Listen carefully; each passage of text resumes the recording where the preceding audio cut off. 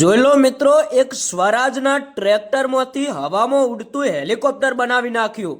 હા મિત્રો, આ વિડીયોને ઇગ્નોર ના કરતા, કારણ કે યાર અત્યારે હાલ જે દ્રશ્યો તમે જોયા છે એ દ્રશ્યો ક્યાંક ને ક્યાંક સાચા છે.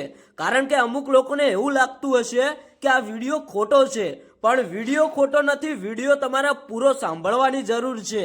કારણ કે યાર આ ટ્રેક્ટર આ જે ભાઈએ બનાવ્યું છે એ ભાઈનું સપનું હતું હેલિકોપ્ટરમાં બેસવાનું, પણ ભાઈ હેલિકોપ્ટરમાં બેસે એવી એમની પરિસ્થિતિ નથી. પણ ભાઈએ જુગાડ લગાવ્યો. પોતાની જોડે જે સ્વરાજનું ટ્રેક્ટર હતું એ જ ટ્રેક્ટરને મિત્રો હવામાં ઉડતું હેલિકોપ્ટર બનાવી નાખ્યું.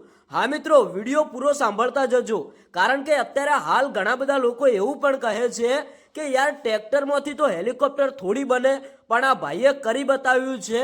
અત્યારે હાલ વૈજ્ઞાનિકો પણ વિચારમાં પડી ગયા કે યાર આ ભાઈ છે કોણ, એક ટ્રેક્ટરમાંથી હેલિકોપ્ટર બનાવ્યું તો બનાવ્યું કઈ રીતે. આ ભાઈનો જુગાડ પણ ભાઈ એક દેશી ટાઈપનો છે.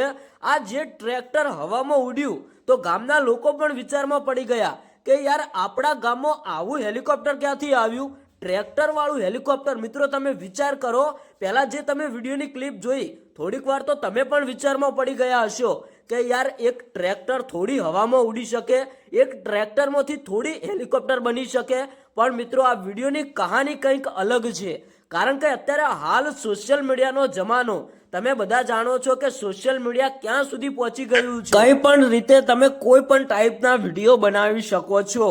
પણ મિત્રો આ ટ્રેક્ટરની તો કહાની કંઈક અલગ જ છે, કારણ કે જે વિડીયો દેખાય છે દેખાવમાં ભલે રિયલ લાગતો હોય કે ટ્રેક્ટર હવામાં ઉડ્યું, પણ મિત્રો આ વિડીયો કોઈ રિયલ નથી.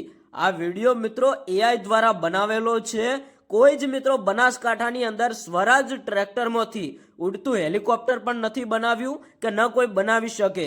આ વિડીયો મિત્રો એઆઈ દ્વારા બનાવેલો છે. તમારું શું કહેવું છે કોમેન્ટ કરીને જણાવતા જજો.